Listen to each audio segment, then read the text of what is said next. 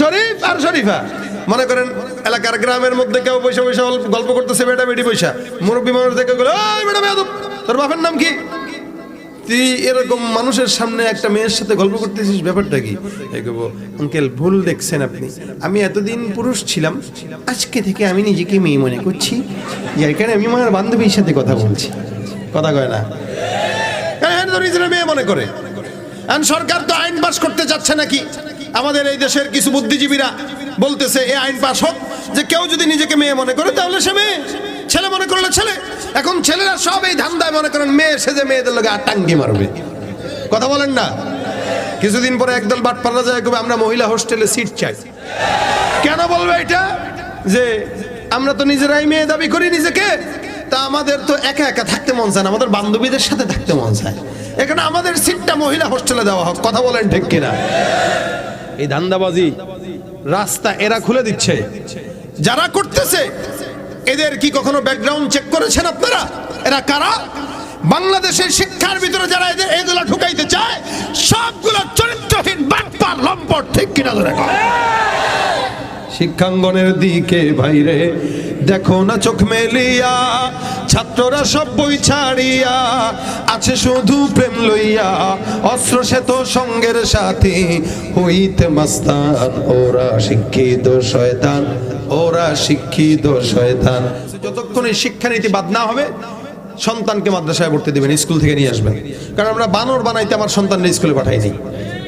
কয়দিন পর পর এক একটা ছাগল এসা ডারউইনের মতো আমার বানর ছিলাম, তোর বাপে বানর ছিল, তুই বানর ছিলি, তো 14 গোষ্ঠী বানর, আমরা বানর না। আর যারা আলু ভর্তা শিখাইতে যায় ভাই এটা এটা একদম সাধারণ জিনিস, এটা আপনার পারেন না বানাইতে। কথা কয় না? আর শরীফ শরীফার গল্প, আরে সুবহানাল্লাহ, সকালবেলা পাঠাবেন স্কুলের ছেলেরে মাহমুদ নামে, আয়সা কবে আম্মা আমার নাম মোহাম্মদ মাহমুদা আক্তার। হ্যাঁ কি বলে? না না না স্যার বলছে আমার নাকি মেয়ের মতো লাগে, আমি আজকে শাড়ি পরবো, আমাদের নাই লিপস্টিক লাগাই, মেয়ে হয়ে যাবে।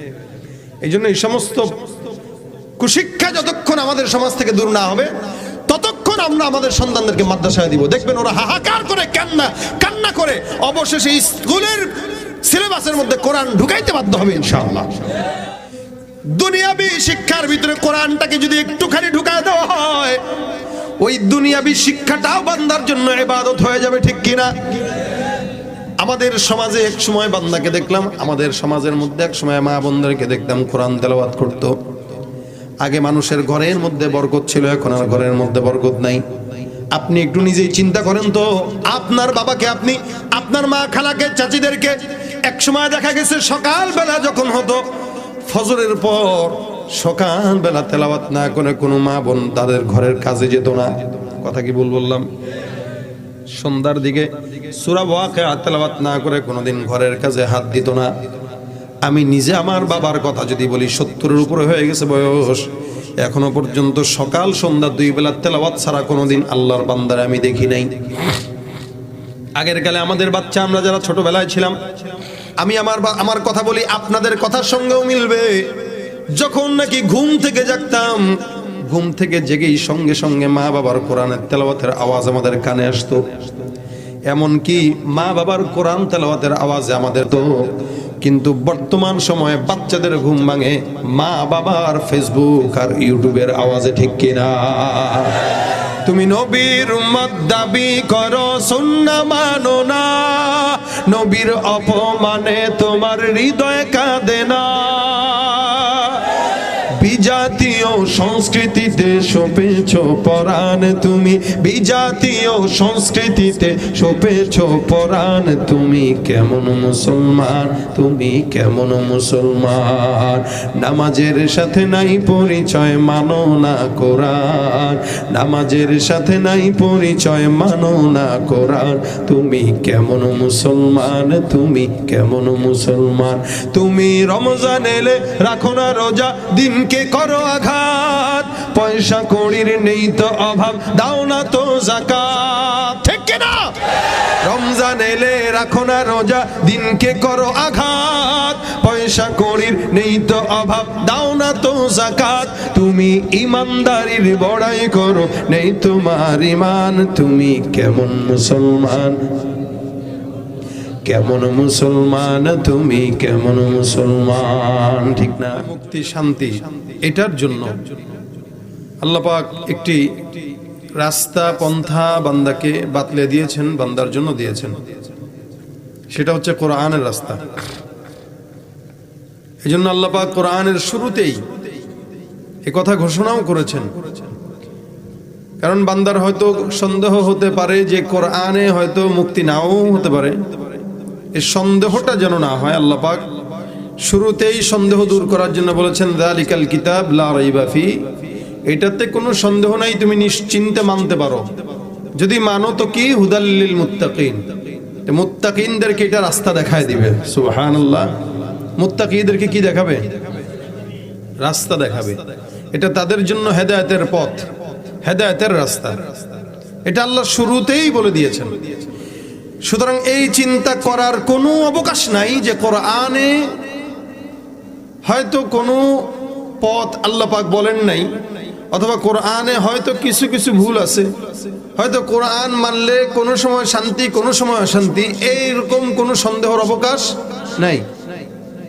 কোরআনটা প্রত্যেকটা মুমিন মুসলমানের জন্য মানা, পড়া, শোনা আবশ্যকীয়, জরুরি, এবং এটাই আল্লাহ পাকের আদেশ। এই কোরআনের বয়ানের জন্য আজকে আমরা বসলাম। যতক্ষণ এই মজলিসে থাকবেন, রাসূল বলেন হাফাতহুমুল মালাইকা, চতুর্দিক থেকে আল্লাহ পাক সমস্ত বান্দাদেরকে ঘেরাও করে রেখেছেন, আল্লাহর ফেরেশতাদেরকে দিয়েছে। আসতে বললেন মনে হচ্ছে। প্যান্ডেলটা আপনারা ঘেরাও করেছেন কাপড় দিয়ে, আর আল্লাহ পাক আমাদেরকে ঘেরাও করেছেন আল্লাহর ফেরেশতাদেরকে দিয়ে। এটা যদি চোখে দেখা যাইতো তাহলে তো আমরা দেখতাম, কিন্তু আল্লাহ পাক এটাকে আমাদের থেকে আলাদা করেছেন। চোখে দেখার কোনো সুযোগ আমরা অন্তত জমিনে থাকতে পারবো না। আল্লাহ পাক রব্বুল আলামিনের হাবিব বলেন নাযালাত আলাইহিমুস সাকিনা, আসমানের ফেরেশতারা চতুর্দিক থেকে ঘেরাও তো করেছেনই, এবং আল্লাহ পাক এই ঘেরাওয়ের জায়গাটায় আসমান থেকে আলাদা সাকিনা রহমত নাজিল করতেছেন। জোরে বলেন আচ্ছা সুবহানাল্লাহ। আমি বলতেছি বারবার, আপনারা বলতেছেন আস্তে, অথবা কেউ বলতেছেন না। কি মনে হচ্ছে আপনাদের? লজ্জা লাগতেছে? অনেক সময় সুবহানাল্লাহ বলতে লজ্জা লাগে, যে বলবো সুবহানাল্লাহ, পাশের জন কি মনে করে, এই আনইজি ফিল অনেকের হয়, লজ্জা লাগে। কিন্তু এটাই বাস্তব। এখানে যতক্ষণ বসবেন সুবহানাল্লাহ আলহামদুলিল্লাহ যা পড়বেন, এটা মাহফিলের বরকতেই পড়বেন। বাহিরে আমরা এগুলা বলি না, পড়িও না, মনেও থাকে না। একবার পড়ছেন, আল্লাহ পাক জান্নাতের বাগানে একটা গাছ লাগাই দিয়েছে। এখন যারা যারা বলছেন আল্লাহ পাক একটা গাছ লাগাই দিয়েছে, এখন কিছু মানুষ বলছেন কিছু বলেন নাই, তো যারা বলছেন তাদেরটা লেগে গেছে। আরেকটা, যত বলবেন ততই লাগবে, যত বলবেন ততই গাছ লাগবে। এখন আপনি বলবেন এত গাছ দিয়ে কি করব? দুনিয়াতে কেউ যদি জায়গা পায়, মনে করেন বাসার সামনে 2 শতক জায়গা আছে, ঢাকা শহরে তো পাওয়া যায় না, গ্রাম দেশে তো জায়গার অভাব নাই। ঢাকা শহরে মানুষ কি করে দেখছেন? বারান্দায় ফুল গাছের টপ লাগায়, দেখেন নাই মনে হয়? ছাদের মধ্যে বাগান হয় কি হয় না? 5তলা বিল্ডিং এর ছাদে লাউ গাছ, এরপরে সিম গাছ, ফুল গাছ, মেহেদি গাছ, এই ছাদের মধ্যে লাগানো শুরু করছে। কেন? জমিন নাই তো, করবে কি? এখানে ছাদটাকেই বাগান বানায় দিছে। তার মানে বাগান মানুষের পছন্দনীয় একটা জিনিস, ফুল মানুষের পছন্দনীয় একটা জিনিস। মানুষ যদি তার বাসার সামনে 5 শতক জায়গা পায়, দেখবেন ওটাকে সুন্দর করে সিরিয়ালে গাছ লাগায়। ঢুকতে গেলে দুপাশে গাছ, দেখতে ভালো লাগে না খারাপ লাগে? দুনিয়ার সাময়িক গাছ লাগায় যদি আপনি মনে করেন এটা তো মজাই লাগে দেখতে, এই যে এটা আমার বাগান, দেখেন ভাই কি সুন্দর বাগান লাগাইছি, বাগান করছি। আল্লাহ পাক বলেন জান্নাতে গাছ যদি লাগাইতে চাও, রাসূল বলেন একবার সুবহানাল্লাহ বলে দাও তো জান্নাতে আমি আল্লাহ গাছ লাগাই দেব। কোনো টাকা লাগলো? খরচ লাগলো? কষ্ট হইল? কিন্তু একবার খালি চারা লাগাইছেন, এখানে গাছ লেগে গেছে জান্নাতে। রাসূল বলেন কত বড় গাছ! কোন একটা দ্রুতগামী ঘোড়া, আল্লাহর হাবিব বলেন দ্রুতগামী ঘোড়া যদি 100 বছর দৌড়ায়, কোন ঘোড়া? যেই ঘোড়া ঘন্টায় মোটামুটি একটা গাড়ির চাইতে স্পিডে চলতে পারে, একটা বর্তমানের যে প্রাইভেট কার, আরবের ঘোড়াগুলো ঠিক এরকম স্পিডে চলতে পারত। রাসূল সাল্লাল্লাহু আলাইহি ওয়াসাল্লাম বলেন, একটা ঘোড়া যদি মিনিমাম 100 বছর দৌড়ায়, ওই গাছের যে গোড়া আছে, গোড়া আগা না, আগা তো অনেক চৌড়া হয়, পাতায় ভরপুর থাকে, অনেক ছড়ানো থাকে, গোড়াটা তো চিকন থাকে। তা নবীর কথা অনুযায়ী একবার সুবহানাল্লাহ বললে যেই গাছ হয়, ওই গাছের গোড়া এত মোটা যে একটা দ্রুতগামী ঘোড়া 100 বছর মিনিমাম লাগাতার দৌড়াইলেও গাছের গোড়া শেষ করতে পারে না। যত বলবেন তত সওয়াব। রাসূল বলেন, ইন্না ফিল জান্নাতি লাশাজারা, একবার পড়বে তো জান্নাতে গাছ লেগে যাবে। এনাতে কবেন এত গাছ দিয়ে করব কি, কত বছর দেখব। দেখেন দুনিয়া আমাদের কাছে বাংলাদেশ একটা মানচিত্রের মধ্যে এক কোনায় পড়ে থাকে, চোখেও পড়ে না, দেখা যায় না। আপনি বাংলাদেশকে একটা বড় মানচিত্রের ভিতর থেকে বের করেন তো দেখবেন কতক্ষণ সময় লাগে, পারবেন না। হ্যাঁ পারবেন কেমনে, মহাভারত, ওই মহাভারতের পাশে খুঁজতে খুঁজতে দেখবেন হ্যাঁ ছোট্ট দেখা যায়, ওটা চোখেও ধরে না, টেলিস্কোপ দিয়ে দেখতে হয়। এত বড় একটা মানচিত্রের ভিতরে আমাদের 56,000 বর্গ মাইল বাংলাদেশকে যদি না পাওয়া যায়, এই বাংলাদেশকে আপনি ঘুরে দেখছেন? আমরা বাংলাদেশ অনেক ছোট না, এই ছোট দেশকেও তো আপনি ঘুরে শেষ করতে পারেন না। আপনি তো কচুয়া ছাড়া কোনো জায়গা চিনেনি না। আমরা তো সারা বছর বাংলাদেশে ওয়াজ করি, এখনো তো আমি বাংলাদেশে অনেক জায়গায় যাই নাই। কয়টা ওয়াজ করি? হয়তো এক বছরে 3 থেকে 400টা। তাহলে 300-400 ওয়াজ করে কয়টা দেশ ঘোরা যায়? কুমিল্লায় তো করি সারা বছর, এক কুমিল্লা করে তো এলাকা পার হয় না, খালি কুমিল্লা থেকে ফোন, হুজুর এনে ওনে ওনে এনে, সাচার, কচুয়া, চাঁদপুর, মাদায়া, ঢাকা থেকে কুমিল্লা পর্যন্ত যদি সারা বছর মাহফিল করি তাও শেষ হবে না, হবে নি শেষ। এত গ্রাম, সেখানে সারা বাংলাদেশ আপনি না দেখছেন না আমি দেখছি। ছোট্ট একটা দেশ যদি ঘুরে শেষ করতে না পারেন, জান্নাত যে এত বড়, কত বড় শুনেন। ছোট্ট জান্নাত আল্লাহ পাক যাকে দিবে, সবচেয়ে দুর্বল ইমানদারকে যেই জান্নাতটা আল্লাহ পাক দান করবেন, এই জান্নাতটা কত বড় জানেন? নবী বলেন হাদিসে, সর্বশেষ জান্নাতীকে আল্লাহ পাক জাহান্নাম থেকে বের করবেন। কত জাহান্নামে থাকবে, পড়তে পড়তে পড়তে পড়তে একদম শেষ, মার খেতে খেতে একদম কাহিল। আল্লাহ পাক বলবে, এই বেরো, যা তোর মুদ্দত শেষ, আর মার খাওয়ার দরকার নেই, বেরো। বেচারা খুঁজে আল্লাহ পাক রব্বুল আলামিন তাকে বের করবেন। ও জাহান্নামের ভিতরে এক কোণায় বসে বসে বলবে, ইয়া হান্নান ইয়া মান্নান ইয়া হান্নান ইয়া মান্নান। আল্লাহ কবে কি হয়েছে? আল্লাহ আর কত, ঠিক আছে যাবে, যে বের হইছে।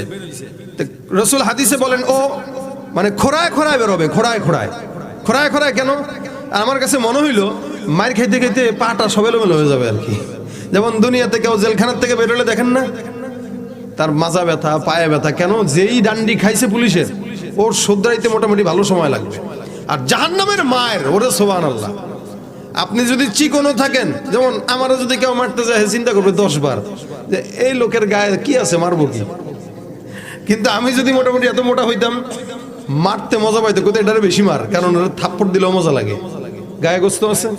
তো জাহান্নামের আসামিদেরকে আল্লাহ পাক গোস্ত বাড়ায় দিবে যেন মারতে সুবিধা হয়, এভাবে মারবে। তো মারার পরে বান্দা বের হবে। নবী করিম সাল্লাল্লাহু আলাইহি ওয়াসাল্লাম বলেন, ও বের হওয়ার পরে আল্লাহ পাক তাকে বলবে, জান্নাতে ঢুক, যা। তো বান্দা জান্নাতে একটু উকি দিবে, আল্লাহ পাক রব্বুল আলামিনের বলবে, আল্লাহ জান্নাতে তো ঢুকবো কিন্তু জায়গা তো নাই। আল্লাহ কয় কি রে, এটা জান্নাতে বলে জায়গা নাই, এটা কোনো কথা? এটা কি দুনিয়ার কোনো ফ্ল্যাট যে বুকিং হয়ে গেছে আর জায়গা নাই? আবার দেখ, আবার দেখ জান্নাত, আবার দেখ। আল্লাহ দেখছি, জায়গা নাই। আল্লাহ পাক বলবেন, আবার দেখ, তোর জন্য আমি আলাদা একটা বরাদ্দ করলাম, দেখ। এবার বান্দা দূর থেকে দেখবে, দেখা আল্লাহর কাছে বলবে, আল্লাহ এটা কার? তোর। বান্দা এমনি আগ করে তাকায় দেবে, কি বলে এটা আমার? হ্যাঁ। বান্দা আল্লাহকে বলবে, আল্লাহ তুমি কি আমার সাথে টিটকারি করতেছো? হাদিস শরীফে এই ভাষ্য আসছে। রাসূল বলেন, বান্দা আল্লাহকে বলবে, আল্লাহ তুমি কি আমার সাথে মস্করা করতেছো? তুমি এত রাজার রাজা, এত বড় আল্লাহ, সবকিছুর মালিক, তুমি এত জব্বার কাহার হওয়ার পরে আমার মতো গুনাহগার বান্দার সাথে তুমি মজা করে ফায়দাটা কি? আল্লাহর রাসূল এই কথা বলে খিলখিল করে হেসে দিয়েছে। সাহাবা একরাম বলে, রাসূলের দাঁত দেখা যাচ্ছে।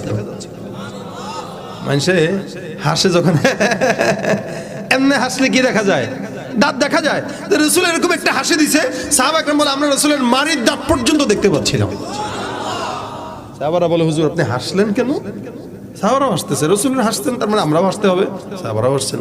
রাসূল কয় এই হাদিস বর্ণনা করতে যায় আল্লাহ যখন আমারে শুনাইছে এই ঘটনা, তো আল্লাহ পাক নিজেও হেসে দিয়েছেন। আল্লাহ পাক হাসছেন কেন? আল্লাহ পাক কেমনে হাসেন আমরা জানি না, আল্লাহর কুদরত অনুযায়ী আল্লাহ পাক হাসেন। তা আল্লাহ পাক কেন হাসছেন? নবী বলেন এই বান্দা যখন তার জান্নাত এটা দেখা অবাক হয়ে গেছে। মানে মনে করেন আপনি আমার কাছে টাকা চাইলেন, আমি আপনি চাইছেন একটু খাওয়ার জন্য 20 টাকা হইলেই হয়, আর আমি আমার শান অনুযায়ী 20 টাকা দিলে আমার লজ্জা, এজন্য আমি আপনার দিলাম 20 লাখ টাকা। কত আপনি চাইছেন? কত? আচ্ছা বাদ দেন, 20 লাখ না 20 কোটি দিলাম। আপনি কইবেন আপনি কি মস্করা করেন? 20 কোটি টাকা আমার কাছে দেওয়ার ক্ষমতা আছে হলো 20,000 কোটি টাকা, তা আমার কাছে কি 20 কোটি কিছু? এখন এই বান্দা আমারে কইতেছে আপনি এত টাকা দিয়ে দিলাম, আপনি খাইবেন কি? আমি কইলাম এটা ছাগলে কয় কি, আমার কাছে আছে $20,000 কোটি টাকা, 20 কোটি টাকার লাগে আমার আমি বলে খাবো কি? বিষয়টা এমন হয়ে গেছে না, বান্দা কে আল্লাহ এটা আমার, আল্লাহ কয় হ্যাঁ তোমার, আল্লাহ তুমি আমার লোক মস্করা করো কেন? আমারে তুমি এটা দিছো, মানে এটার ভিতরে আমি থাকবো? আল্লাহ কয় এটা কয় কি, তোরা তো বেটা কিছুই দেই নাই। নবী করিম বলেন ওই ব্যক্তিকে আল্লাহ পাক যেই জান্নাতটা দিবে, ওই জান্নাতটা কত বড় জানো? অথচ এই ব্যক্তিকেই আল্লাহ পাক সবচাইতে ছোট্ট জান্নাত দিচ্ছে, এবং এটা সবচাইতে দুর্বল ইমানদার, এটার জন্য এই জান্নাত। বলে কত? বলে গোটা 7 আসমান 7 জমিন জান্নাত যত কিছু আছে আল্লাহ পাকের জমিনের মধ্যে সব কিছু, এই গোটা দুনিয়া 10টা মিললে যত বড়, আল্লাহ পাক তাকে ছোট্ট জান্নাত দিছে 10টা দুনিয়ার সমান। আল্লাহ পাকের কাছে এই 10টা দুনিয়ার সমান জান্নাত কোনো কিছু। আল্লাহ তুমি এত বড় জিনিস দিছো, আল্লাহ পাগল কয় কি, এত কিছু দেই তো নাই আমি। আর আল্লাহ পাক এটা বর্ণনা করতে যায় আল্লাহ নিজে হেসে দিয়েছেন। রাসূল বলে আল্লাহর হাসি, তাই আমিও হাসছি। এটাকে হাদিসের পরিভাষায় বলে মুসালসালা, হাদিসে মুসালসাল, মানে রাসূল কোন হাদিস বর্ণনা করতে যায় রাসূল হাসছেন, তো সাহাবারাও বর্ণনা করার সময় সাহাবারা হাসছেন, সাহাবারা তাবিদের কাছে বর্ণনা করছেন, তাবেরাও হাসছেন, আমাদের ওস্তাদরা যখন এই সমস্ত হাদিস আমাদের কাছে বলছেন তা আমাদের ওস্তাদরাও হাসছেন, আমরাও ওস্তাদদের কথা শুনে আমরাও হাসছি। আমি আজকে আপনাদেরকে বললাম আমিও হাসছি, আপনারাও অনেকে হাসছেন। সুবহানাল্লাহ কয় না? কেন হাসছি? মূল কথা হলো আমার আল্লাহ নিজে হাসছেন। তা জান্নাতে সবচাইতে ছোট যেই জায়গা থাকবে ওটাই থাকবে কয় দুনিয়ার সমান? জোরে বলেন, জোরে বলেন। 10 দুনিয়ার সমান জান্নাত পাইলে আপনি যদি কোন ভাই গাছ এত দিয়ে করমু কি বেটা গাধা, কিন্তু যত বড় জান্নাতের মধ্যে গাছ লাগাইতে গেলে তো মিনিমাম তোরে সারা জিন্দেগি সুবহানাল্লাহ বলা দরকার ছিল। কয়বার বলতে পারবেন সুবহানাল্লাহ? মানে সেকেন্ডে একবার বললেন, 1 সেকেন্ডে একবার বললেন, তাহলে ঘন্টায় কতবার? 60 বার বলে। কত? যদি মিনিটে 60 সেকেন্ড হয়, হ্যাঁ আরে হিসাব করেন ক্যালকুলেটরে। এখন আপনি করলেন মনে করেন, আচ্ছা বাংলাদেশে কতগুলা গাছ আছে হিসাব আছে নি আপনাদের? হিসাব আছে? কোটি কোটি হবে না? না তার চাইতেও বেশি? তাহলে এত গাছ আপনি বাংলাদেশে তো ঘুরেই দেখতে পারলেন না, তাহলে জান্নাতের 10 দুনিয়া সমান জান্নাতে কতগুলা গাছ লাগবে বলেন? হ্যাঁ আপনি কতগুলা গাছ লাগাইছেন? কথা কয় না? লাগাইছেন? তা না লাগাইলে আপনি জান্নাতে যায় দেখবেন খালি মরুভূমি আর মরুভূমি। তাহলে গাছ দরকার আছে না? এই জন্য সুবহানাল্লাহ বেশি বলা দরকার আছে না নাই? ধরে বলেন সুবহানাল্লাহ। আওয়াজ দিলে খুশি আল্লাহ কে হয়? কে খুশি হয়? আল্লাহ খুশি হয়, আমরাও খুশি, আল্লাহ পাকও খুশি, আমরাও। যতক্ষণ থাকবেন আওয়াজ দিবেন ইনশাআল্লাহ। আল্লাহ পাক কোরআনে একটা জিনিসও এমন দেন নাই যেটা বান্দার কাজে লাগবে না, অথবা বান্দার জন্য এটা নাই। সব জীবন বিধান দিয়েছেন, এবং এই কোরআন হচ্ছে আল্লাহ রাসূলের জীবন্ত একটা মুজিজা। অন্যান্য নবীরা চলে গেলেও মুজিজা চলে যায়, নবীজি চলে গেলেও মুজিজা বেঁচে আছে। মুজিজা কি আছে? বেঁচে আছে। রাসূল না থাকলেও মুজিজা আছে, এবং কিয়ামত পর্যন্ত এটা টিকবে। আল্লাহ পাক রব্বুল আলামিন এই কোরআনের সর্বপ্রথম যে আয়াত নাজিল করছেন ওটা আমি আপনাদের সামনে বললাম, ইকরা বিসমি রাব্বিকাল্লাযী খালাক। ইকরা বিসমি রাব্বিকাল্লাযী খালাক খালাকাল ইনসানা মিন আলাক। আল্লাহ পাক রব্বুল আলামিন বলেন, জমিনে আপনি পড়েন, আপনাকে যিনি রব সৃষ্টি করেছেন সেই রবের নামে পড়েন। তার মানে বাংলাদেশে দুইটা শিক্ষা আছে, একটা হলো জাগতিক শিক্ষা আর একটা আখিরাতের শিক্ষা। মাদ্রাসার মাহফিল, এটা মাদ্রাসার মাহফিলের মধ্যে আপনারা আসলে এটা জাগতিক শিক্ষা না দুনিয়া দ্বীনি শিক্ষা? দ্বীনি শিক্ষা। দুনিয়াতে জাগতিক শিক্ষা আছে, দ্বীনি শিক্ষা আছে। জমিনের মধ্যে কোনো বান্দা যদি দ্বীনি শিক্ষাটাকে গ্রহণ করে নেয়, আল্লাহ পাক রব্বুল আলামিন দ্বীনি শিক্ষার পাশাপাশি বান্দাকে দুনিয়াতেও কল্যাণ দান করে দিবেন। আর কোন বান্দা শুধুমাত্র দুনিয়াবি শিক্ষা অর্জন করে, ওই বান্দা দুনিয়ায় শিখবে, আখিরাতের কোন অর্জন বান্দার কাছে থাকবে না। কোরআনটা আল্লাহ পাক রব্বুল আলামিন সম্মানী বানাইলেন, দামি বানাইলেন। আল্লাহর নবীকে আল্লাহ পাক রব্বুল আলামিন পড়তে বললেন জিবরিলের মাধ্যমে। নবী বলেন, আমি পড়তে জানি না। যখন নবী জিবরিল বললেন, আপনার রবের নামে পড়েন যিনি আপনাকে সৃষ্টি করলেন, যখন নাকি পড়াটার সঙ্গে কোরআনের সম্পর্ক হয়ে গেল, আল্লাহর নবী একসঙ্গে একটা নয় 5টা আয়াত আল্লাহর নবী পড়া শুরু করে দিলেন। তার মানে এই বোঝা গেল, কোরআনের পড়া, আল্লাহর পড়া যেটা ওটাই কোরআনের পড়া, আল্লাহর পড়া যেটা ওটাই বরকতের পড়া। আমাদের দেশে অনেক শিক্ষানীতি আছে, কিন্তু সবচাইতে গুরুত্বপূর্ণ শিক্ষা হলো কোরআনের শিক্ষা। নবী করিম সাল্লাল্লাহু আলাইহি ওয়াসাল্লাম বলেন, খায়রুকুম মান তাআল্লামাল কুরআন ওয়া আল্লামা। তোমাদের মধ্যে সর্বোত্তম ওই ব্যক্তি যে কোরআন মাজিদ নিজে শিখে অপরকে শিখায়। আচ্ছা, ডাক্তারের বেলায় এটা বলেন নাই যে ডাক্তার যে নিজে ডাক্তার হবে সে সবচাইতে উত্তম, অথবা যে ডাক্তার বানাবে সে উত্তম। দেখেন, শিক্ষা দুইটা, জাগতিক, দ্বীনি। ইমাম গজ্জালী রাহমাতুল্লাহ আলাইহি বলেন, জাগতিক শিক্ষাও শিক্ষা মানুষের জন্য জরুরি। কেন? কারণ হইল, ডাক্তার যদি না থাকে সেবা করবে কে? এই জন্য ডাক্তারি বিদ্যাটাও জরুরি, কিন্তু এই বিদ্যাটা কোরআনের মধ্যেই আছে। কথা বলে না? কোরআনে কি শিক্ষা নাই? কোরআনে ওষুধের কথা নাই, তিনের কথা নাই, জাইতুনের কথা নাই, মধুর কথা নাই? এগুলো তো মানুষের শেফা। কোরআনটাই তো শেফা। অনুনাজ্জিলু মিনাল কোরআন মা হুয়া শিফা। এটাই তো একটা শিফা। আল্লাহ পাক রব্বুল আলামিনের কোরআনে সব আছে। সুতরাং ডাক্তার, সে ডাক্তার হবে, এটা তার জন্য জরুরি, সেবা করার জন্য। ইঞ্জিনিয়ার হবে, নয়তো বান্দারা বিল্ডিং বানাবে কিভাবে? গণিতের জ্ঞান বান্দা শিখবে, যার কারণে মিরাসের বন্টন করতে যেন বান্দার জন্য সহজ হয়। এই কারণে দুনিয়াবি শিক্ষাটাও কখনো কখনো বান্দার জন্য শেখা অত্যাবশ্যকীয়, জরুরি। কিন্তু কথা হলো, আমাদের দেশে যারা ডাক্তার হয়, যারা ইঞ্জিনিয়ার হয়, যারা শিক্ষিত হয়, এই সমস্ত বান্দারা শিক্ষার বোঝা মাথায় নিয়ে মানুষ হয় না, অমানুষ হয়ে ঘরে ঢুকে, ঠিক কিনা? যার কারণে ডাক্তার নিজের চেম্বার খুলে এলাকার গরিব দুঃখীদের কষায়ের মতো জবাই করে। ইউনাইটেড হসপিটালের মতো হসপিটালের মধ্যেও ছোট্ট বাচ্চাকে মুসলমানি করতে যায় হত্যা করা হয়। করে তো করে, আবার 6 লক্ষ টাকা বিলও ধরায় দেয়। যদি ডাক্তারের পাশাপাশি দ্বীনি শিক্ষাটাও গ্রহণ করত, কষায়ের মতো মানুষকে জবাই করতে পারতো না, ঠিক কিনা জোরে কন? ভাইরা আমার, সমাজের মধ্যে একদল শিক্ষিত মানুষ আছে যারা অফিসার, দুনিয়াবি শিক্ষা অর্জন করার কারণে বিশাল বড় অফিসার হইল, কিন্তু সমাজের মানুষকে দুর্নীতি ছাড়া, ঘুষ ছাড়া কেউ চাকরি দেয় না। তার ভিতরে যদি দ্বীনের বুঝ থাকতো, কোরআনের জ্ঞান থাকতো, এই বান্দাটা মানুষের শিক্ষার গুরুত্ব দিত, টাকার গুরুত্ব দিত না। টেবিলের নিচ দিয়া সুদ আর ঘুষ খাওয়ার কোনো উপায় ছিল না, ঠিক কিনা? ওরা হলো দেশের লাগি মহামারীর মতন, ফাইলে কলম ঠেকাইয়া চালায় শুধুই নির্যাতন। ঘুষের টাকায় ওদের ভুড়ি, ঘুষের টাকায় ওদের ভুড়ি, করে যে টান টান। ওরা শিক্ষিত শয়তান, ওরা শিক্ষিত শয়তান, ওরা শিক্ষিত শয়তান, ওরা শিক্ষিত শয়তান, ঠিক কিনা? শিক্ষাঙ্গনের দিকে ভাইরে দেখো না চোখ মেলিয়া, ছাত্ররা সব বই ছাড়িয়া আছে শুধু প্রেম লইয়া। শিক্ষাঙ্গনের দিকে ভাইরে দেখো না চোখ মেলিয়া, ছাত্ররা সব বই ছাড়িয়া থাকে শুধু প্রেম লইয়া। অস্ত্র সে তো সঙ্গের সাথী, এখন তারও প্রেম সহজ হয়ে যাবে। কেমনে বলেন? হ্যাঁ, আরে ভাই শরীফ শরীফা কথা কয় না কি?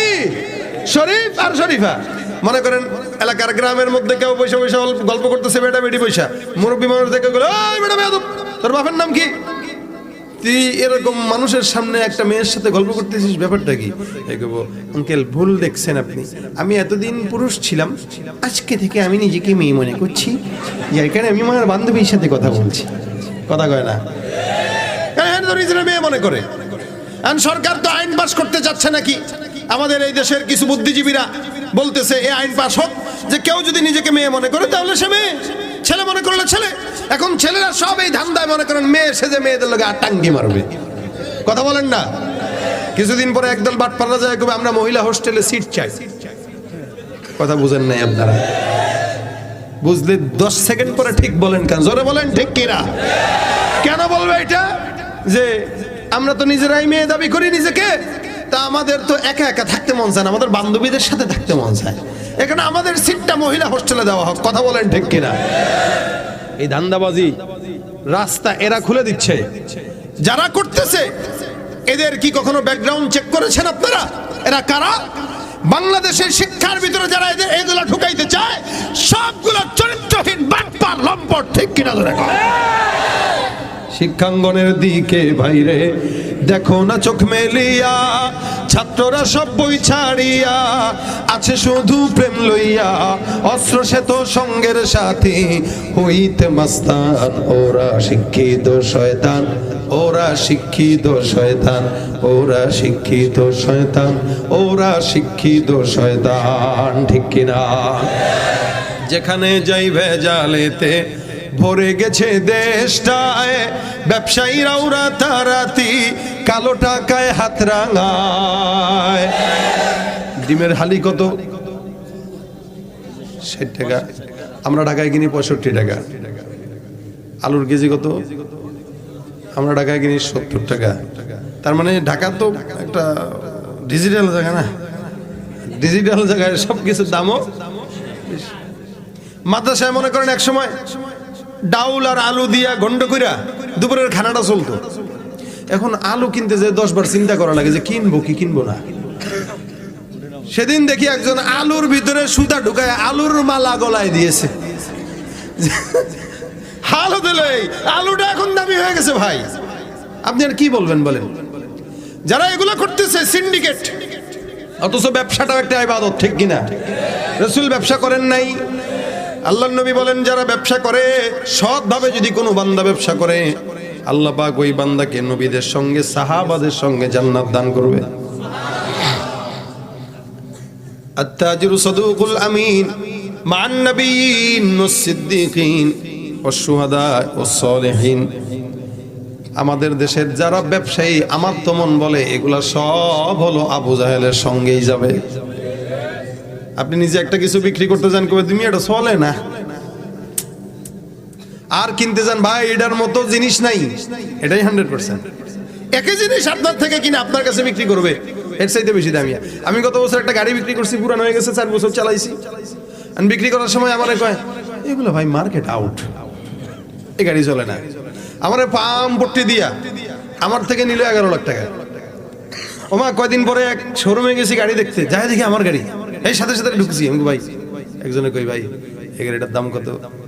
কয় একদম একের জিনিস, আর তেলের গাড়ি, মালিক ফার্স্ট পার্টি, হুজুর এটার দাম একদম 16 লাখ। ভাই এই গাড়ির দাম এত? কারে কি বলেন? এই গাড়ি আপনি প্রিমিয়াম এলিয়ন যেগুলো আছে এগুলোর চেয়ে তো দামি। আমি কাহারে এই বলদ যদি জানতো এটা আমার থেকে কিনছে মিডিয়ায়, তাহলে কি আর আমারে বলতো এটা? তা আমি বেরো যাওয়ার পর আমার ড্রাইভার আসতে দিলে কয় ভাই সাফা ওরা কার লগে ছাড়লেন, একটু ব্লু বুকটা বাইর করেন না। ব্লু বুকটা বার করে দেখছেন না এটা? যে হুজুর এর গাড়ি থেকে 11 লাখ টাকা দিয়ে কিনা এর 16 লাখ টাকা আপনি দেন মিয়া, ধান্দা বাজার কুল পান না। আমি মাঝে মাঝে বলি বর্তমানের যে ব্যবসায়ী এরা জান্নাতে যাবে কিনা এটা আল্লাহ পাক অনেক চিন্তা ভাবনা করে এদেরকে দিবে। কেন? যেই পরিমাণে দুর্নীতি এরা করে, দেশের গরিবের মানুষের মুখ থেকে আলু, ডিম, গোস্ত, মাছ এগুলো ছিনায় ছিনায় নিয়ে কানাডায় যায় বাড়ি করার ধান্দা করে এই ব্যবসায়ীরা। রমজান আসতেছে, দেখবেন সব জিনিসের দাম এখন আকাশচুম্বী করবে, অথচ রমজানে উচিত ছিল মানুষের জন্য পণ্য সহজ করা। আর এই সমস্ত 2 নম্বরী ব্যবসায়ীরা রমজান আসে সারা বছরের ধান্দা রমজানে করতে চায়। গত বছর গেলাম রমজানে হজ উমরায়, আমরা বিশাল বড় একটা জামাত চলে গেলাম খন্দকের ময়দানে, খায়বারের দুর্গে দেখার জন্য গেলাম। প্রায় 5-6 জনের কাফেলা। যেহেতু রমজান মাস, স্যার ইফতারের সময় হয়ে গেছে, ফিরতেছি একটা জায়গায় ইফতারের সময় হলো, একটা বাকালা দেখে সুন্দর করে দাঁড়ায় গেলাম। দাঁড়ায় যাওয়ার পর দেখলাম ওই দোকানটা মাত্র বন্ধ করতেছে, মানে দোকান বন্ধ করে ইফতারের জন্য আর মাত্র 2-3 মিনিট আছে। বাকালা মানে বুঝছেন নি, মানে আমাদের দেশের মুদির দোকান, খাবার দাবারের দোকান। তা আমরা এদেরকে বললাম যে ভাই আমরা তো ইফতারি করবো। হ্যাঁ হ্যাঁ ঠিক আছে বসেন। তা আমরা বসলাম এখানে, পার্টি টাটি বিছা। তারা বললো কি কি লাগবে নেন। আমরা কিনলাম 50 রিয়ালের কিছু ইফতারি কিনলাম। কিনার পরে এই ব্যক্তি আমাদের কাছে আরো 20 রিয়ালের জিনিস আমাদেরকে হাদিয়া দিল, যে এটা আমার তরফ থেকে আপনারা রোজাদার হিসেবে আপনাদেরকে হাদিয়া। বুঝছেন, আগে ব্যবসা করছে 50 রিয়াল, পরে আবার দিছে ব্যাগ 10 রিয়াল, 20 রিয়াল, তার মানে 30 রিয়ালের ব্যবসা করছে।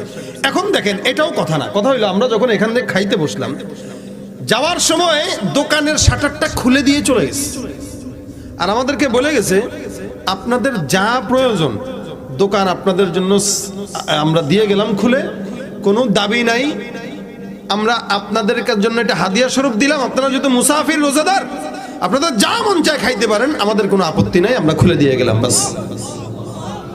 চিন্তা করতে পারেন। তা আমরা, এরা আসছে ইফতার টিফতার করে, এরা আসছে, 2টা ছোট্ট বাচ্চা, তার ছেলে, এত চমৎকার চেহারা, মনে হয় জান্নাতি। আর পুরুষ যেই লোকটা মুরব্বী মানুষ, আসার পর আমরা জিজ্ঞাসা করলাম আপনারা কোন জায়গার? তো বলতেছে আমরা ফিলিস্তিন থেকে আমরা আসছি, আমরা এখানে অনেক বছর ধরে আছি, আমাদের ওখানে কিচ্ছু নাই, তো এখানে আমরা ব্যবসা বাণিজ্য করি। তখন মনে হলো ফিলিস্তিনের মাটি কেন পবিত্র, দেখেন মানুষগুলোও কতটা পবিত্র।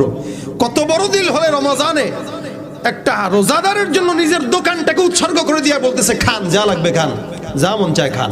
আর আমাদের বাংলাদেশি পেঁয়াজও একটা যদি 5 টাকার জায়গায় 4 টাকা কোন দিবে না, বরং 5 টাকার জিনিস 10 টাকা বিক্রি করবে। এই হলো বর্তমান বাংলাদেশের হাল। বরকত এদের কাছে আসবে কিভাবে? এজন্যই তো আজীবন 2 নম্বরই করলেও সংসারে বরকত হয় না। কেন? মানুষের সঙ্গে 2 নম্বরই করতে করতে করতে করতে সব কিছু নষ্ট করে ফেলছে, বরকত নষ্ট করে ফেলছে। এই জন্য ভাইরা আমার, বরকত এটা অন্যতম জিনিস। কোরআনের জ্ঞান যদি কোনো একটা ব্যবসায়ীর মধ্যে থাকতো, ওই বান্দাটাও বুঝতো ব্যবসা কেমনে করা লাগে। আল্লাহ পাক রব্বুল আলামিন বলেন ওয়াইলুল লিল মুতাফফিফিন আল্লাযীনা ইযা ইকতালু আলান নাসি ইস্তাওফুন ওয়া ইযা কালুহুম আও ওয়াজানুহুম ইখসিরুন। যারা মাপে কম দেয় আল্লাহ পাক তাদের জন্য বদদোয়া করেন, এরা নেয় যখন বুঝে নেয়, দেয় যখন ঠকায় দেয়। ওজনের মধ্যে কম দেনওয়ালা ব্যবসায়ী আছে না নাই? যদি প্রত্যেকটা মানুষের কলবের মধ্যে কোরআনের জ্ঞান থাকতো, আল্লাহ পাকের কোরআনের সম্মানের কারণে, জ্ঞানের কারণে বান্দা 2 নম্বরই করতে পারতো না। জমিনে কোনো ডাক্তারের ভিতরে কোরআনের জ্ঞান যদি থাকতো, ডাক্তার কষায়ের মতো বারবার বিল ধরায় দিয়া টেস্ট করার জন্য পাঠাইতো না। যাবেন খালি টেস্ট, এই টেস্ট ওই টেস্ট এই টেস্ট, কারণ ডাক্তার তো পার্সেন্টেজ পায়।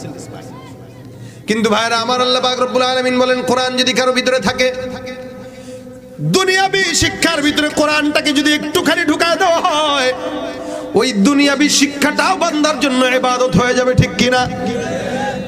আমাদের সমাজে এক সময় বান্দাকে দেখলাম, আমাদের সমাজের মধ্যে এক সময় মা বোনদেরকে দেখতাম কোরআন তেলাওয়াত করত। আগে মানুষের ঘরের মধ্যে বরকত ছিল, এখন আর ঘরের মধ্যে বরকত নাই।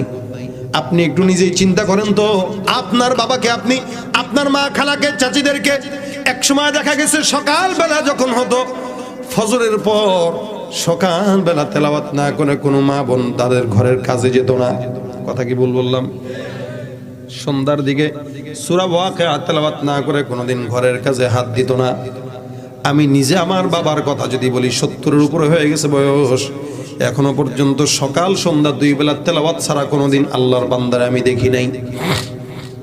আগের কালে আমাদের বাচ্চা, আমরা যারা ছোটবেলায় ছিলাম, আমি আমার কথা বলি, আপনাদের কথার সঙ্গেও মিলবে। যখন নাকি ঘুম থেকে জাগতাম, ঘুম থেকে জেগেই সঙ্গে সঙ্গে মা বাবার কোরআনের তেলাওয়াতের আওয়াজ আমাদের কানে আসতো। এমনকি মা বাবার কোরআন তেলাওয়াতের আওয়াজে আমাদের তো, কিন্তু বর্তমান সময়ে বাচ্চাদের ঘুম ভাঙে মা বাবার ফেসবুক আর ইউটিউবের আওয়াজে, ঠিক কিনা? তুমি নবীর উম্মত দাবি করো, সুন্নাহ মানো না, নবীর অপমানে তোমার হৃদয় কাঁদে না। বিজাতীয় সংস্কৃতিতে সপেছ পরাণ তুমি, বিজাতীয় সংস্কৃতিতে সপেছ পরাণ তুমি। কেমন মুসলমান তুমি, কেমন মুসলমান? নামাজের সাথে নাই পরিচয়, মানো না কোরআন, নামাজের সাথে নাই পরিচয়, মানো না কোরআন। তুমি কেমন মুসলমান, তুমি কেমন মুসলমান? তুমি রমজান এলে রাখো না রোজা, দিনকে করো আঘাত, পয়সা কড়ির নেই তো অভাব, দাও না তো যাকাত, ঠিক কিনা? রমজান এলে রাখো না রোজা, দিনকে করো আঘাত, পয়সা কড়ির নেই তো অভাব, দাও না তো যাকাত। তুমি ইমানদারির বড়াই করো, নেই তোমার ঈমান। তুমি কেমন মুসলমান, কেমন মুসলমান? তুমি কেমন মুসলমান? ঠিক না? বান্দার যেই কাজটাই করুক না কেন, কোরআনের সঙ্গে যদি সম্পৃক্ত হয়ে যায়, আল্লাহর নবী বলেন কোরআনটা বান্দার জন্য শিক্ষা করা, নফলও নয়, সুন্নতও নয়। এখানে যারা আছেন আওয়ামী লীগ করেন, বলেন তো আওয়ামী লীগদের জন্য কোরআন শিক্ষা করা লাগে কি লাগে না? আল্লাহর নবী বলেন তলাবুল ইলমি ফারিদাতুন আলা কুল্লি মুসলিম, প্রত্যেকটা মুসলমানের জন্য কোরআনের শিক্ষা করা নফলও নয়, সুন্নতও নয়, ফরজ। আওয়ামী লীগের জন্য কোরআন শিক্ষা করা ফরজ, বিএনপির জন্য ফরজ, জাতীয় পার্টির জন্য ফরজ, বাংলাদেশের জন্য ফরজ, ছেলেদের জন্য ফরজ, মেয়েদের জন্য ফরজ, হিজড়াদের জন্য ফরজ, আমেরিকার মুসলমানের জন্য ফরজ, উগান্ডার মুসলমানের জন্য ফরজ। অর্থাৎ গোটা বিশ্বের মধ্যে আল্লাহ পাকের যত বান্দা, যারা নিজেরা নিজেদেরকে ইমানদার দাবি করে, প্রত্যেকটা মুমিন মুসলমানের জন্য কোরআন শিক্ষা করা ফরজ। ভাইরা আমার, আল্লাহ পাক রব্বুল আলামিন কোরআনের কারণে বান্দাকে সম্মান দান করে। এই যে মাদ্রাসায় যত হাফেজে কোরআন আছে, আল্লাহর নবী আপনার বেলায় বলেন নাই, আমার বেলায় বলেন নাই। নবী করিম বলেন ইন্নাল মালাইকাতা লাতাদউ আজনিহাতাহা রিদাল লিতালিবিল ইলম। জমিনের মধ্যে যে সমস্ত তালিবুল ইলম বান্দারা আছে, এই সমস্ত বান্দারা যখন কোরআন শিখে, কোরআন শিক্ষা করে, বান্দা যখন ছোট ছোট বাচ্চারা যখন রাস্তা দিয়ে হেঁটে যায়, আল্লাহর নবী বলেন আমার আল্লাহ পাক রব্বুল আলামিন ওই বান্দাকে এত সম্মান দান করে, বান্দা রাস্তা দিয়ে যখন হাঁটে, আল্লাহর রহমতের ফেরেশতারা বান্দার পায়ের নিচে রহমতের পাখনা, নূরের পাখনা বিছায়া দেয়। এটা হলো আল্লাহ পাক রব্বুল আলামিনের বান্দার জন্য আল্লাহ পাকের পক্ষ থেকে সম্মান। এ মুসলমান নবীর উম্মত, আপনি আপনার সন্তানকে মাদ্রাসায় ভর্তি না দিয়ে স্কুলে দেন, কোনো সমস্যা নেই, তবে বুনিয়াদি শিক্ষাটা মাদ্রাসায় পাঠায় দেন, নুরানি মুক্তবে পাঠায় দেন। বাচ্চা যত বড়ই হোক না কেন, বাচ্চার কোরআনের সঙ্গে মহব্বত থাকবে। দেখবেন কোন মাদ্রাসায় যদি দান চাওয়া হয়, কোরআনের মহব্বতে মাদ্রাসায় দান করবে। কেন? ওই যে নিজেও ছোটবেলায় মুক্তবে পড়ছে, এরাই তো দান করে। যারা নিজে ছোটবেলায় মুক্তবে পড়লো, বাবার সঙ্গে মসজিদে যায় কোরআন তেলাওয়াত করছে, এরাই জমিনের মধ্যে মসজিদ মাদ্রাসায় দান করে। যারা মাদ্রাসার বারান্দায় যায় নাই, মসজিদেও কোনোদিন যায় নাই, এদেরকে দানের কথা বললে এরা কয় হুজুররা সব হলো চান্দাবাজ। কেন? ও নিজে কোনোদিন যায়ও নাই, পড়াও নাই, দেয়ও নাই, না দিয়াই কয় চান্দাবাজ। অথচ গুনাহের জায়গায় যদি ওরে টাকা দিতে বলবেন, লক্ষ টাকা চলে গেলে আপত্তি লাগে না, কোরআনের টাকায় 1 টাকা গেলে তার কষ্টে বুক ফেটে যায়। ভাইরা আমার, এই কারণে কোরআনের কারণে আল্লাহ পাক বান্দাকে সম্মানিত বানায়। কোরআন তেলাওয়াতের মাধ্যমে ফায়দা কি? নবী করিম বলেন 1 নম্বর, কোরআন যদি কেউ তেলাওয়াত করে, বান্দা বুঝেও পড়ুক না বুঝেও পড়ুক, কোরআন তেলাওয়াতের মাধ্যমে আল্লাহ পাক প্রত্যেকটা প্রত্যেকটা অক্ষরে অক্ষরে বান্দার জন্য 10টা করে নেকি দান করেন। আলিফ লাম মিম, এই 3টা অক্ষরের মাধ্যমে 30টা নেকি আল্লাহ পাক দান করেছেন। সুবহানাল্লাহ। নবী করিম বলেন, এরপরে কেউ যদি কোরআন তেলাওয়াত করে, আজকে ঘরের মধ্যে তেলাওয়াত নাই, যার কারণে কোরআনটা তাকের উপরে সাজানো থাকে, সারা বছর কোরআন ধরার মতো কেউ থাকে না। এমনকি টিভিটা সুন্দর করে মুছে রাখে, ঢেকে রাখে, কিন্তু আল্লাহর কোরআনের মধ্যে ধুলাবালি পরে দেখার কেউ নাই। পড়ে আছে তো পড়েই আছে, খালি রমজান আসলে কোনো মতে নিয়ে একটু একবার দুইবার দেখে আর কি। নবী বলেন, কেউ যদি কোরআন তেলাওয়াত করে, আল্লাহ পাক তার গুনাহের মাধ্যমে যেই কালো দাগগুলো দিলের মধ্যে দিল, সমস্ত কালো দাগগুলো আল্লাহ পাক একটা একটা তেলাওয়াতের মাধ্যমে দূর করে দেয়। সুবহানাল্লাহ। এই যে একটা অন্তর, যে অন্তরটা একদম সাদা থাকে, পরিচ্ছন্ন থাকে, বান্দা যখন গুনাহ করে, গুনাহের কারণে বান্দার অন্তরের মধ্যে কালো দাগ হয়। রাসূল বলেন 2 নাম্বার ফায়দা হলো কোরআন তেলাওয়াতের মাধ্যমে অন্তরটা আল্লাহ পাক রব্বুল আলামিন গুনাহ মুক্ত করে দেন। সুবহানাল্লাহ। 3 নাম্বার, কেউ যদি কোরআন তেলাওয়াত করে, আল্লাহ পাক রব্বুল আলামিন কি করে? আল্লাহর নবী ডাক দিয়া বলেন, কোরআন তেলাওয়াত যদি কোনো বান্দা কন্টিনিউ করে, ওই বান্দার সঙ্গে আল্লাহর সঙ্গে বান্দার তাআল্লুক হয়ে যায়। সুবহানাল্লাহ। এই 3টা ফায়দা কি? 1 নাম্বার, বুঝে পড়লেও সওয়াব, না বুঝে পড়লেও সওয়াব। 2 নাম্বার, বান্দা কোরআন তেলাওয়াতের মাধ্যমে অন্তরের কালো দাগ দূর হয়। 3 নাম্বার, কোরআন তেলাওয়াতের মাধ্যমে বান্দার সঙ্গে আল্লাহর সম্পর্ক বৃদ্ধি পেয়ে যায়। সুবহানাল্লাহ। এই জন্য কোরআন তেলাওয়াত করা দরকার আছে কিনা নাই? আপনার যদি 5টা বাচ্চা থাকে, একটারে অন্তত আলেম বানান, দেখবেন অন্যগুলা কুলাঙ্গার হবে, আলেম কুলাঙ্গার হবে না। বিশ্বাস হয় না মনে হয় আপনাদের? যেই সন্তানটারে মাদ্রাসায় দিলেন, নিজেও কোনোদিন তাহাজ্জুদ পড়েন নাই, আপনার সন্তানকে জিজ্ঞাসা করেন প্রতিদিন তাহাজ্জুদ মিস নাই কেন? গভীর রাতে 4টার দিকে মাদ্রাসায় যদি, হেফজখানায় যদি এসে যান, দেখবেন ছাত্ররা বসে বসে তাহাজ্জুদ পড়ে দোয়া করে। যেই ছাত্রটা নিজের বিছানা পর্যন্ত গুছাইতে পারে না, যেই ছাত্রটা নিজে ঠিকমতো খাবারটা নিজের হাতে খাইতে পারে না, আল্লাহর কোরআনের মহব্বত ওই বান্দাটা পর্যন্ত সারাদিন রাত 24 ঘন্টা আল্লাহর কোরআনের মজমায় বসে থাকে। এ মুসলমান, আল্লাহর নবী বলেন, এই জন্য তুমি হয়তো আলেম হও, নয়তো মুআল্লিম হও, নয়তো সহযোগী হও, নয়তো মুহিব্বিন হও, অন্তত আলেমদেরকে মহব্বত করার কারণে, কোরআনের মহব্বতের কারণে আল্লাহ পাক মরার সাথে সাথে আলেমদের সঙ্গে জান্নাত দান করে দিবে। কোরআন শাফায়াতকারী হয়ে যাবে। একটা হাফেজে কোরআন আপনি আপনার সন্তানকে যদি হেফজখানায় দেন, ও কি হবে? রাসূল বলেন, হাফেজে কোরআন হইলে এই আল্লাহ পাক তাকে এত মর্যাদা দিবেন যে একটা গুনাহগার বান্দা যার জাহান্নাম ওয়াজিব হয়ে গেছে, ওয়াজিব, ও জাহান্নামেই যাবে, এরকম ওয়াজিব ওয়ালা জাহান্নামী 1টা নয় 10টা বান্দাকে একজন হাফেজে কোরআন আল্লাহর কাছে বলে বলে জান্নাতে ঢুকাই দিবে। 10 জনকে ঢুকাবে, 10 জনকে। যাদের উপরে জাহান্নাম কি ছিল? ওয়াজিব ছিল। আর আপনার যদি একটা হাফেজে কোরআনকে আপনি হাফেজ বানান, মনে করেন আপনি আপনার সন্তানকে হাফেজ বানাইতে পারেন নাই, কিন্তু এলাকার একটা গরিব ছেলেকে আপনি হাফেজ বানাবেন, নিয়ত করছেন যে এই গরিব ছেলেটা হাফেজ বানাইতে যত টাকা লাগে মাসে 1500 হোক, 500 হোক, 200 হোক, 1000 হোক, আমি দিয়ে এই বাচ্চাকে হাফেজ বানাবো। এই বাচ্চাটা আপনার টাকায় যদি হাফেজে কোরআন হয়, আপনার ইঞ্জিনিয়ার ডাক্তার আপনার কাজে লাগবে না, ডাক্তার ছেলে আপনার কাজে লাগবে না, বিশাল বড় চেয়ারম্যান ছেলে আপনার কাজে লাগবে না। লাগবে কে? ও যে আরেক বেটার পোলারে হাফেজ বানাইছিলেন 5000 টাকা খরচ করে, 1500 টাকা খরচ করে।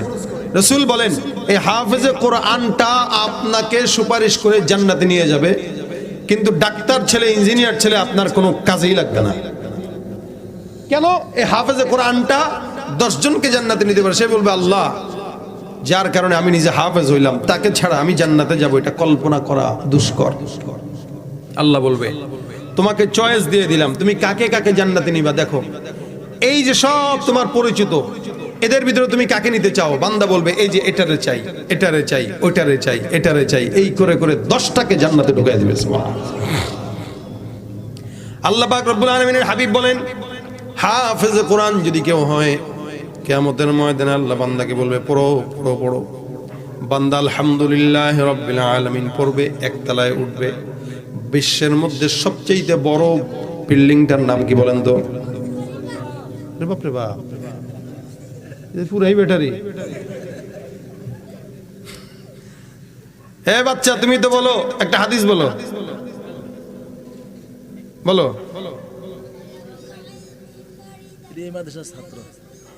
মাশাআল্লাহ, এত তাহলে মাদ্রাসার ছাত্র, নুরানির। এমনি স্কুলে পড়েনি? দেখছেন, এই যে বললাম, স্কুলে পড়লেও মাদ্রাসার কারণে সে হাদিসটা শুনাইতে পারছে। আবার ওদিক দিয়ে বুর্জ খলিফার নামও জানে, তার মানে ওইটা পড়ছে স্কুলে, এটা পড়ছে মাদ্রাসায়। সুবহানাল্লাহ কয় না? বিশাল ব্যাটারি, আল্লাহ তোরে ইলম বাড়ায় দেখ। এই বুর্জ খলিফা কয়তলা? হ্যাঁ, এটা জানে না। 165 প্রায় 60-এর উপরে। তো 160-65 যাই হোক, এই বিল্ডিংটা বাংলা বিশ্বের ভিতরে সবচাইতে উঁচু বিল্ডিং। এখন এই বিল্ডিংটা বিশ্বের ভিতরে উঁচু বিল্ডিং, মানুষ দেখলে অবাক হয়ে যায়, বাপরে বাপ। এই জন্য কেউ যদি যায় আর ছবি তুলুক না তুলুক, বুর্জ খলিফার সামনে যে একটা ছবি তুলে, মাথাটা এমনি দিয়া, ওই আগাটা এমনি দিয়া, এক সেলফিতে 165 দেলা, যা আর কি লাগে। ফেসবুকের প্রোফাইল কেউ আছে না? আমরা ফকির নির্যাত, তো এই কারণে আমাদের কাছে 160 তালারে বড় মনে হয়।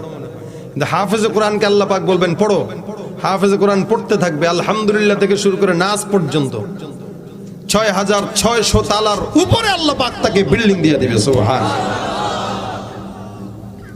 এখন কোন তো আপনি তাকাইতে গেলে আপনার ঘাটটা কি আর এমনি থাকবে না, মাটি ফিরে যাবে। আবার আপনি 160 তালা তাকাই, মা গো মা, রে রে রে, পড়ে গেলাম ধর। তাহলে ওইটা আপনি কেমনে দেখবেন বলেন? হায় হায় হায়, আপনি যদি এটার মর্যাদা বুঝতেন, আপনার সন্তানকে হাফেজ না বানায় ছাড়তেন না, যদি বুঝতেন। এজন্য বলি ভাই, আপনি আপনার সন্তানকে ডাক্তার বানান, দরকার। মেয়েকে ডাক্তার বানান, দরকার। কারণ আমরা যখন হাসপাতালে যাই, মহিলা ডাক্তার তালাশ করি। কেন? নারীর পর্দার ব্যাপার আছে না, এজন্য মেয়ে ডাক্তার দরকার। মেয়েরা বাহিরে কাজ করবে, এটা ইসলাম আদেশ দেয়, কোনোদিন নিরুৎসাহিত করে না।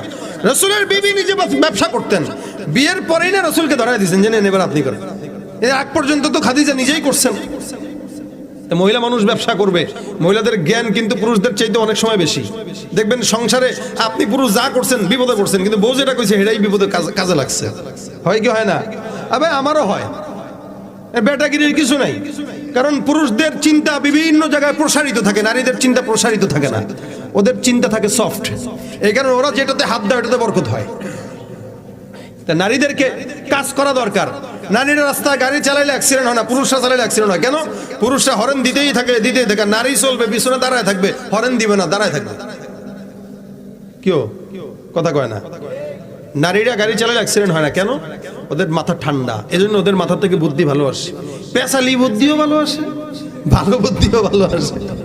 এজন্য দেখবেন পাশের বাড়ির ভাবি কি করছে, স্বামীরও যদি পেঁচ লাগাইতে চায়, ওই পাশের বাড়ির ভাবির কথা তুইলা পেঁচটা লাগাবে। আর যায় যায় তো পেঁচ লাগেই। মানে চিকন বুদ্ধিও ভালো, ভালো বুদ্ধিও ভালো। তো মেয়েদের কাজ করা ইসলাম সমর্থন করে, তবে কাজের আগে তাকে পর্দাশীল বানান, কোরআন শিখান।